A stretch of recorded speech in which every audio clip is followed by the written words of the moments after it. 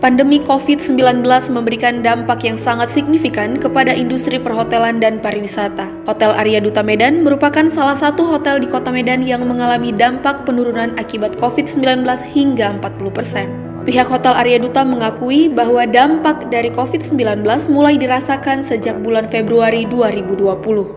Akibat adanya pandemi COVID-19 ini, banyak masyarakat yang masih takut untuk menginap di hotel dan lebih memilih untuk di rumah sesuai dengan peraturan pemerintah demi memutus rantai penyebaran. Pihak Hotel Arya Duta Medan juga telah menyiapkan strategi dalam menghadapi pandemi COVID-19 dengan selalu menerapkan protokol kesehatan di seluruh area, baik tamu maupun karyawan hotel, memberikan penawaran menarik untuk kamar, makanan dan minuman, hingga paket meeting yang aman dan nyaman untuk para tamu. Arya Duta pun menjalankan protokol kesehatan yang cukup ketat dari penyaringan tamu-tamu kami pada saat masuk ke hotel maupun karyawan kami. Dan di lain itu juga kami telah dilakukan audit sertifikasi oleh lembaga mandiri yang ditunjuk oleh pemerintah, yaitu CHSE, Cleanliness, Safety, Hygiene, and Environment. Dengan sertifikasi itu kami telah melalui 81 poin audit yang telah dilakukan dan kami dinyatakan lulus, dan semoga dengan protokol kesehatan yang kuat, itu bisa mengembalikan masyarakat lagi untuk kembali menginap di hotel, khususnya di Arya Duta, untuk warga Medan dan sekitarnya. Hingga saat ini, pihak Hotel Arya Duta Medan masih berusaha mengembalikan kepercayaan masyarakat untuk kembali menginap di hotel. Hal tersebut termasuk dalam visi dan misi Menteri Pariwisata dan Ekonomi Kreatif Sandiaga Salahuddin Uno, yaitu membangkitkan industri pariwisata dari keterpurukan dengan semboyannya gercep, geber, dan gaspol. Dari Medan, tim TV One mengabarkan.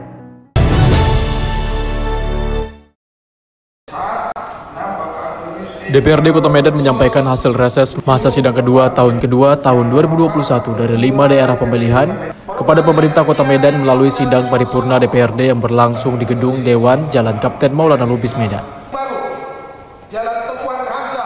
Hasil reses anggota DPRD tersebut diserahkan oleh Ketua DPRD Kota Medan Hashim bersama Wakil Ketua Iwan Retonga kepada Wali Kota Medan Muhammad Bobi Afif Nasution yang didampingi Wakil Wali Kota Medan Aulia Rahman. Dalam kesempatan itu, DPRD Kota Medan berharap agar hasil reses yang telah disampaikan dapat ditindaklanjuti dengan baik oleh Pemko Medan. Mengingat hasil reses merupakan kumpulan aspirasi masyarakat Kota Medan selama ini yang telah ditampung anggota DPRD. Wali Kota Medan mengatakan pelaksanaan reses merupakan tugas Dewan yang penting serta strategis dalam rangka membangun komunikasi dengan masyarakat, sehingga dapat diketahui apa yang menjadi keinginan masyarakat dan arah tujuan dari pembangunan yang dilakukan oleh Pemko Medan ke depannya.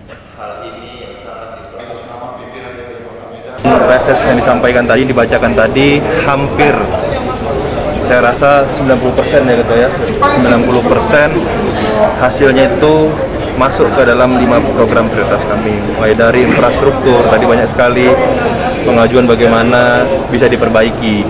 Hasil reses ini bisa ditampung sebagai pokirnya DPRD Kota Medan dan nanti akan dimasukkan ke Musrembang RKPD. Nah, nanti kita harapkan ini bisa segera dibuat anggarannya, dibuat anggarannya untuk tahun 2022. Dari Medan, Sumatera Utara, Fahmi, TV One mengabarkan.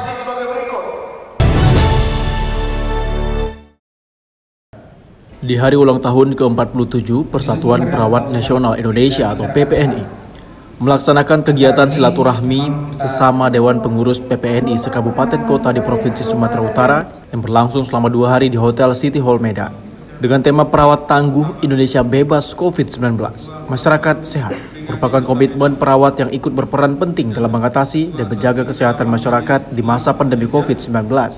Kegiatan ini juga dihadiri Wakil Gubernur Sumatera Utara Musa Rajeksyah yang memberikan langsung penghargaan kepada perwakilan perawat saat hari ulang tahun PPNI ke-47. Masyur Al-Hazkiani, Ketua DPW PPNI Sumatera Utara mengatakan, di hari ulang tahun PPNI Sumut berkomitmen untuk memberikan bantuan hukum kepada perawat garda terdepan yang tersandung masalah hukum terkait penanganan COVID-19. Terus berjuang dan melakukan advokasi kepada anggota kami, terutama yang masih kesejahteraannya masih di bawah standar.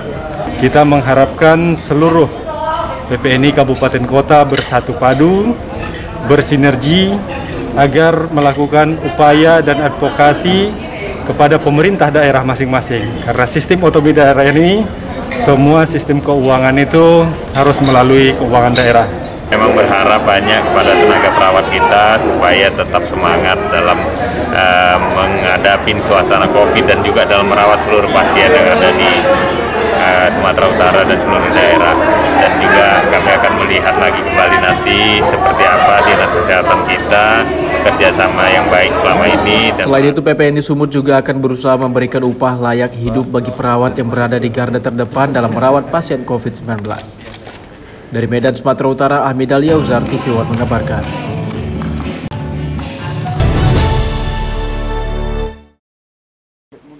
Bupati Musi Banyuasin, Sumatera Selatan melantik kepengurusan Komisi Perlindungan Anak Daerah atau KPAD, serta melantik kepengurusan Kontak Tani Nelayan Andalan atau KTNA periode 2021-2025 di Kabupaten Musi Banyuasin.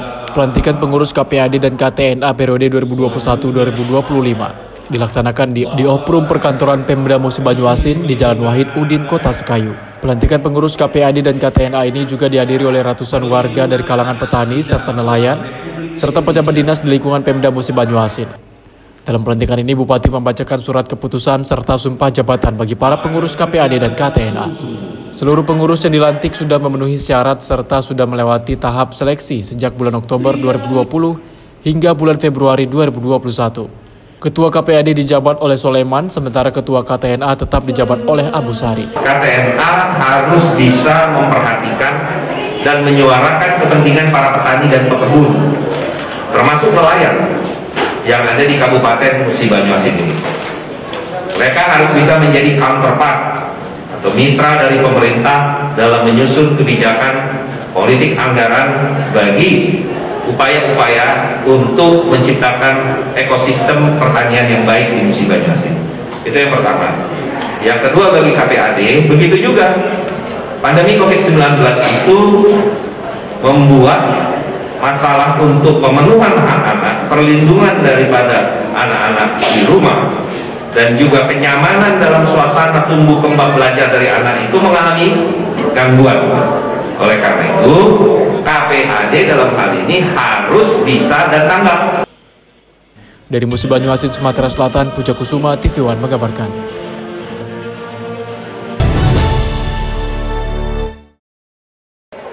Ratusan aparatur sipil negara atau ASN di Dinas Sosial dan Dinas Pendidikan Musi Banyuasin, Sumatera Selatan kembali disuntik vaksin COVID-19.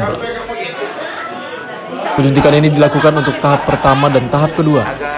Penyuntikan vaksin COVID-19 untuk tahap pertama serta tahap kedua bagi aparatur sipil negara atau ASN yang berada di lingkungan Pemda Musi Banyuasin, yakni Dinas Sosial dan Dinas Pendidikan. Para pegawai satu persatu disuntik vaksin COVID-19 untuk kekebalan tubuh mereka. Vaksinasi ini dilaksanakan di masing-masing dinas seperti Dinas Sosial Musi Banyuasin. Terdapat 124 pegawai yang disuntik vaksin untuk tahap pertama. Serta untuk Dinas Pendidikan Musi Banyuasin dilakukan vaksinasi tahap kedua dengan 150 pegawai. Alhamdulillah, sesuai perintah Bupati daerah ada 124 jumlah ASN dan PKSK yang ada dalam. Bahkan insya Allah juga 10 ibu dharma wanita akan kita vaksin semua dalam rangka menjaga imun tubuh mereka dan juga dalam rangka protokol kesehatan. Ini vaksin yang pertama, Pak? Ini yang pertama. Ya, kemudian setelah ini divaksin yang pertama nih, untuk yang kedua nanti berapa hari? Ada interval yang nanti akan sesuai petunjuk di puskesmas. Akan dilakukan lagi, Pak, ya? Akan tetap dilaksanakan sesuai arahan Bupati. Iya, terus vaksin ini program nasional tuh gimana? Ini kan program nasional dan kita di kabupaten melaksanakan. Vaksinasi COVID-19 ini dilakukan untuk mencegah COVID-19 serta melaksanakan program nasional. Dari Musi Banyuasin, Sumatera Selatan, Puja Kusuma, TV One mengabarkan.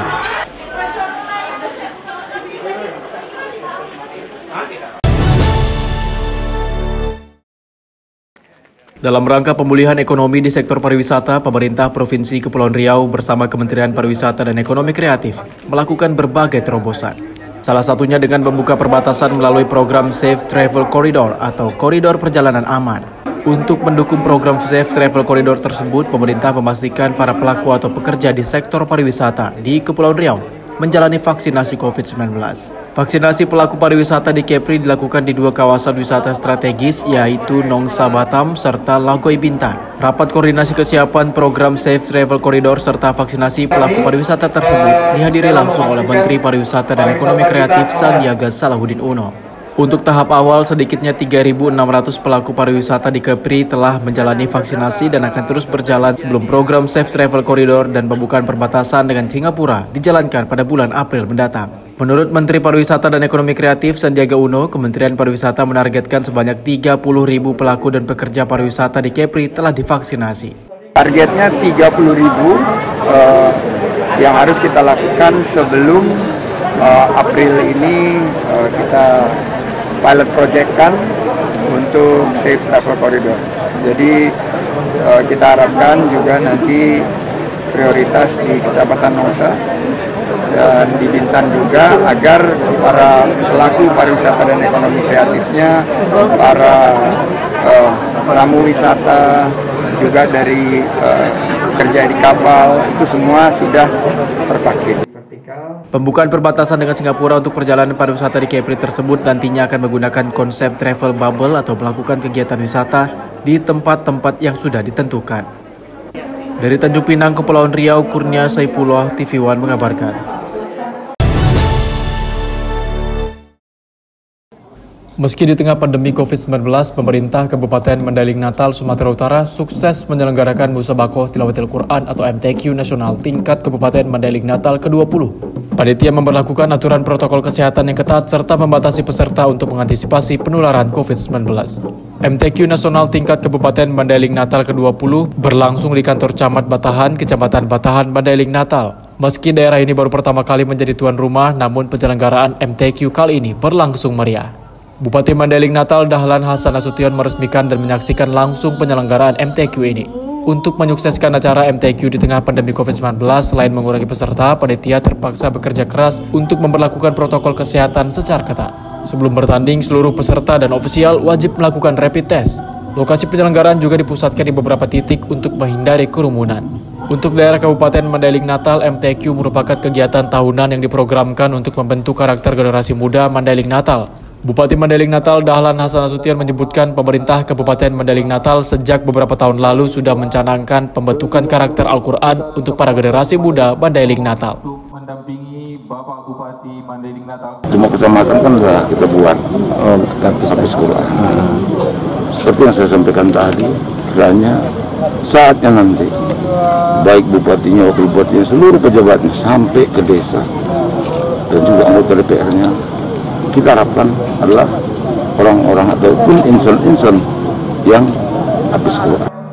Untuk mendukung program ini, pemerintah Kabupaten Mandailing Natal telah memberikan gaji untuk guru madrasah, menggalakkan program maghrib mengaji, mendirikan pusat tahfiz Quran setiap kecamatan, dan sejumlah kegiatan keagamaan lainnya. Dari Mandailing Natal, Sumatera Utara, Romulo Siregar, TV One mengabarkan.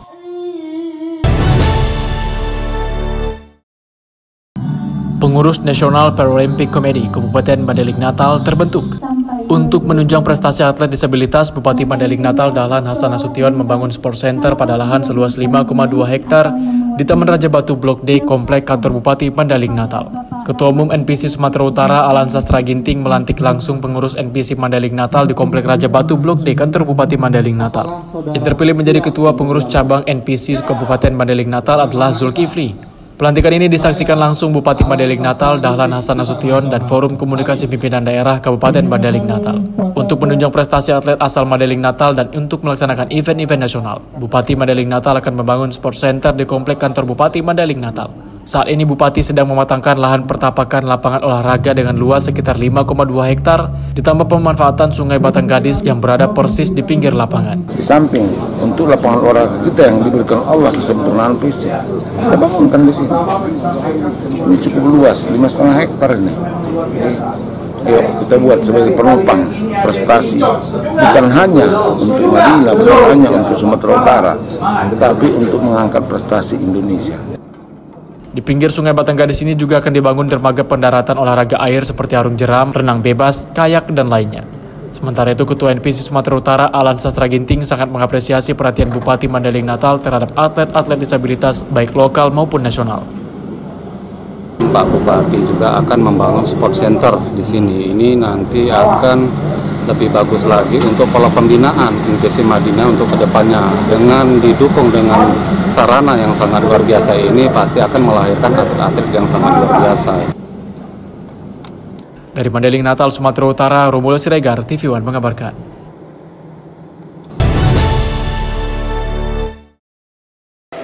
Untuk mengurangi angka pengangguran, khususnya alumni SMK Negeri 1 Sekayu, serta alumni SMK yang ada di Musi Banyuasin, pihak sekolah SMK Negeri 1 Sekayu Musi Banyuasin mengadakan rekrutmen bagi alumni SMK yang belum mendapat pekerjaan setelah lulus sekolah. Terdapat 150 peserta alumni SMK yang mengikuti tes untuk masuk kerja di salah satu perusahaan minimarket. Para calon karyawan minimarket ini nantinya bakal ditempatkan di seluruh wilayah yang ada di Sumatera Selatan, khususnya di Musi Banyuasin. Selain itu juga pihak SMK Negeri 1 Sekayu juga melakukan MOU dengan 6 perusahaan yang ada di wilayah Musi Banyuasin, termasuk perusahaan BUMD, BUMN, serta perusahaan perorangan. Hal ini dilakukan demi terciptanya kerja dan mengurangi angka pengangguran, khususnya alumni SMK. Untuk seluruh siswa alumni SMK se-Kabupaten Musi Banyuasin. Kita bakal MOU kerjasama dengan pihak mana aja, Pak? Ini kalau untuk yang sekarang, untuk rekrutmennya sebanyak 6 induka. Yang rekrutmennya hanya satu baru sekarang ini, yaitu Indomarko atau kemarin. Nah, peserta sendiri ada berapa jumlahnya? Untuk sekarang ini 120 alumni dari SMK di Kabupaten Musi Banyuasin. Bakalan ditempatkan di mana kalau diterima kerja nanti, Pak? Untuk seluruh di Sumatera Selatan, Pak. Semuanya ya? Sekarang ini. Dari kemarin sudah menjamin bahwa ini akan ditempatkan lebih banyak di Musi Banyuasin.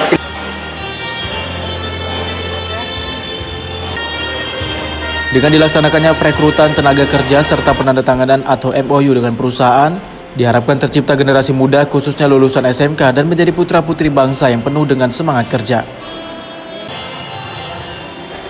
Dari Musi Banyuasin, Sumatera Selatan, Puja Kusuma, TV One mengabarkan.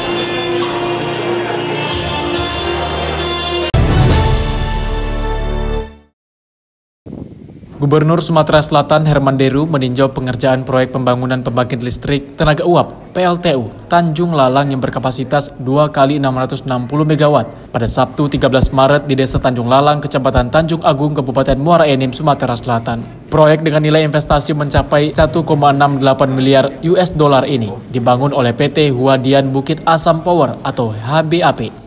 Perusahaan konsorsium kerjasama antara PT Bukit Asam 45% dan Cina Huadian Corporation 55% dengan target selesai dan siap operasi pada Maret 2022 mendatang. Gubernur Sumatera Selatan mengatakan dengan dibangunnya PLTU Tanjung Lalang tersebut tentunya semakin membuktikan Sumatera Selatan merupakan lumbung energi nasional. Pemerintah provinsi sangat mendukung terhadap pembangunan PLTU Tanjung Lalang ini. Pasalnya PLTU tersebut akan membawa dampak baik bagi wilayahnya, bahkan pendapatan negara di masa pandemi kurang lebih ada 3.000 orang tenaga kerja lokal yang terserap. Sumatera Selatan tetap terbuka untuk investasi. Kenapa proyek strategis negara itu berada di sini?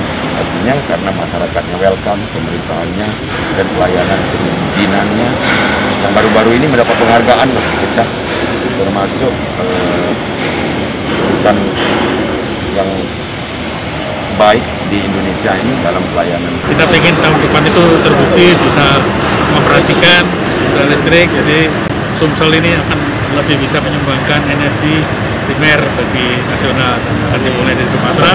Sejauh ini tidak ada kendala dalam pembangunannya, progres sudah sampai 72,6% dan diharapkan pada Maret 2022 nanti telah siap digunakan.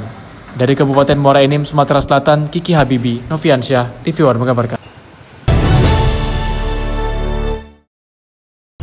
Wali Kota Pagar Alam Alpian Maskoni dan Forum Komunikasi Pimpinan Daerah atau Forkopimda melaksanakan vaksinasi COVID-19 dosis kedua yang dilaksanakan di Rumah Sakit Umum Daerah Besemah, Kota Pagar Alam, Sumatera Selatan. Penyuntikan vaksinasi tahap kedua ini selain dihadiri Wali Kota Pagar Alam dan beberapa pejabat di lingkungan pemerintah Kota Pagar Alam, serta Forkopimda, juga perwakilan organisasi profesi yang ada di Kota Pagar Alam. Setelah dilakukan pemeriksaan kondisi kesehatan, Wali Kota Pagar Alam Alfian Maskoni kembali menjadi orang yang pertama dilakukan vaksinasi dan dilanjutkan dengan Kapolres Pagar Alam serta penerima vaksinasi dosis kedua lainnya. Wali Kota Pagar Alam Alfian Maskoni berpesan bahwa vaksinasi COVID-19 ini aman dan halal sehingga masyarakat tidak perlu khawatir. Karena melalui vaksinasi ini diharapkan dapat memutus mata rantai penyebaran COVID-19. Ya, hari ini kita vaksinasi kedua ya untuk Pagar Alam. Setelah yang pertama 1 Februari, yang kedua. Nah, harapannya dengan vaksinasi kedua dan selesainya vaksinasi pertama untuk nakes, harapannya masyarakat lebih percaya diri dan saya berharap begitu masuk ke vaksinasi umum nanti tidak ada lagi penolakan isu-isu penolakan dari masyarakat dan masyarakat semakin percaya bahwa vaksin ini adalah salah satu cara untuk memutus mata rantai COVID-19. Untuk capaian vaksinasi tenaga medis di Kota Pagar Alam sudah mencapai 72,41%. Dengan rincian tenaga kesehatan 775 orang yang sudah divaksin dan yang ditunda sebanyak 112 orang karena alasan kesehatan. Dari Pagar Alam, Sumatera Selatan, Kiki Habibi, TV One mengabarkan.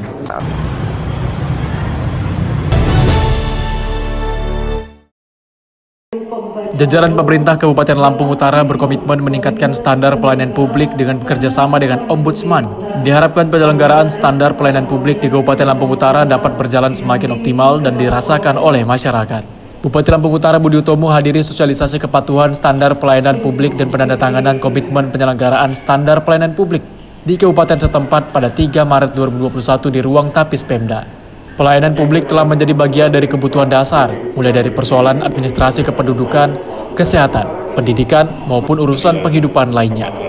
Menurut Bupati, pelayanan publik digital merupakan salah satu solusi untuk mengubah sistem pelayanan publik konvensional menjadi lebih cepat, mudah, murah, dan aman.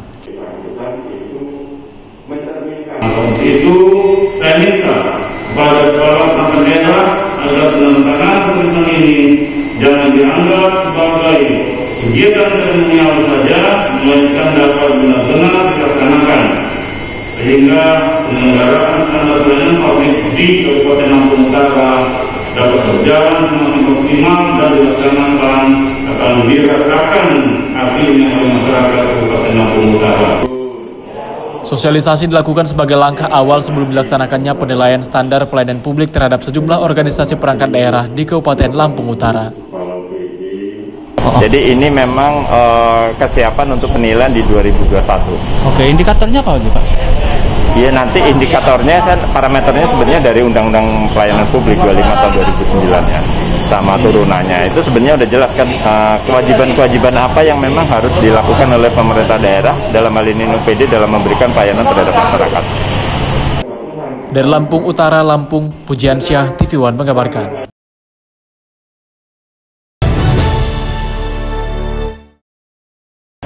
Bupati Lampung Utara hadiri sidang paripurna peringatan HUT Provinsi Lampung ke-57.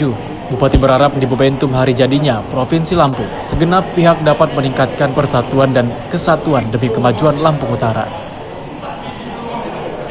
HUT Provinsi Lampung ke-57 juga diperingati di Kabupaten Lampung Utara dengan menggelar sidang paripurna istimewa di Gedung DPRD pada 18 Maret 2021. Sidang yang dipimpin Ketua DPRD Lampung Utara, Romli, dihadiri Bupati Budi Utomo beserta jajaran dan seluruh Forkopimda. Dalam perayaan HUT ke-57 Provinsi Lampung ini harus dijadikan momen meneguhkan kembali komitmen untuk mewujudkan kesejahteraan masyarakat Lampung dan mencapai visi rakyat Lampung berjaya. Budi Utomo mengaku akan terus mewujudkan program unggulan Gubernur Lampung, salah satunya implementasi program Kartu Petani Berjaya sebagai upaya meningkatkan kesejahteraan petani. Dan hikmah yang kita ambil pada hari ini, mari kita bangun kebersamaan untuk membangun Provinsi Lampung, dan demikian pula mari kita bergandengan bersama untuk membangun Kabupaten Lampung Utara agar ke depan lebih baik dan maju. Kalau kita bicara pembangunan ya, kita juga sangat miris ya. Bukan serta-merta keterbatasan kemampuan, tetapi memang keterbatasan segala bentuk finansial yang memang diterpanya COVID ini semua berdampak, baik di pembangunan, ekonomi, sosial budaya kita memang berdampak. Bukan hanya Lampung Utara, kalau kita lihat ya di Provinsi Lampung pun juga memang berdampak terkait dengan pembangunan. Sidang paripurna peringatan HUT Lampung ke-57 dilakukan serentak di seluruh kabupaten kota secara virtual, jajaran DPRD Lampung dan pemerintah Provinsi Lampung. Dari Lampung Utara, Lampung, Pujiansyah, TV One mengabarkan.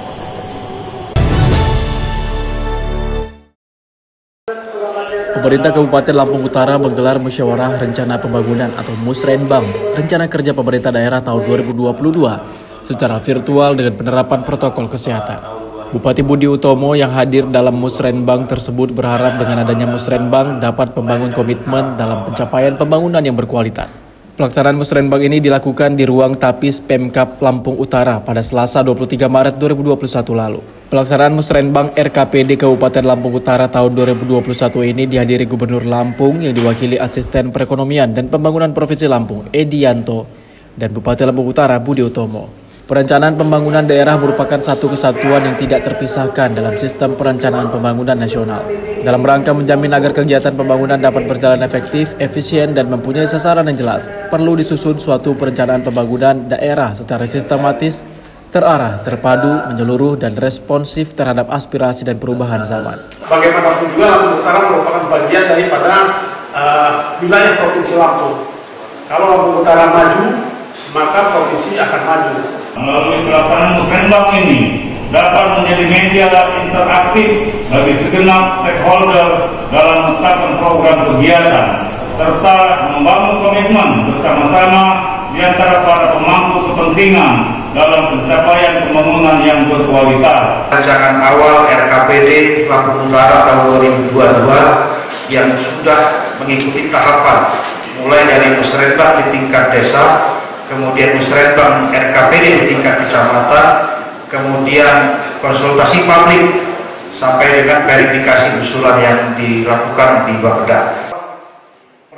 Dari Lampung Utara, Lampung, Pujiansyah, TV One mengabarkan.